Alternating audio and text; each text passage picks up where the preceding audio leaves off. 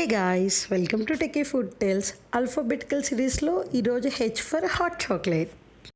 ఇప్పుడు మనం దీనికి కావాల్సిన ఇంగ్రీడియంట్స్ ఏంటో చూద్దాం. ఒక బౌల్ తీసుకోండి, దానిలో ఒక గ్లాస్ పాలు వేసి బాగా మరగనివ్వండి. అది కొంచెం మరిగాలి.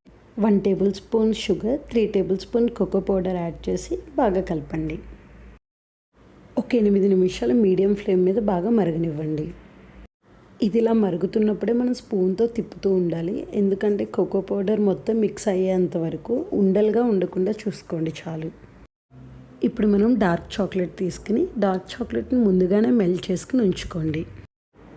ఇప్పుడు మెల్ట్ చేసిన డార్క్ చాక్లెట్ కూడా యాడ్ చేసి మొత్తం స్పూన్తో మొత్తం మెల్ట్ అయ్యేంత వరకు తిప్పుతూ ఉండండి.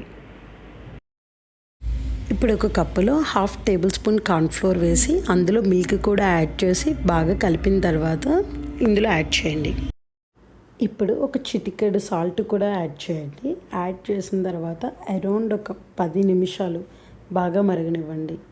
మనం ఇది చాక్లెట్ ఉంది కదా, డార్క్ చాక్లెట్ మెల్ట్ అయ్యేంత వరకు కూడా స్పూన్తో తిప్పుతూ ఉండండి. అంతే, చాలా ఈజీగా అయిపోయే హాట్ చాక్లెట్ రెడీ అయిపోయింది.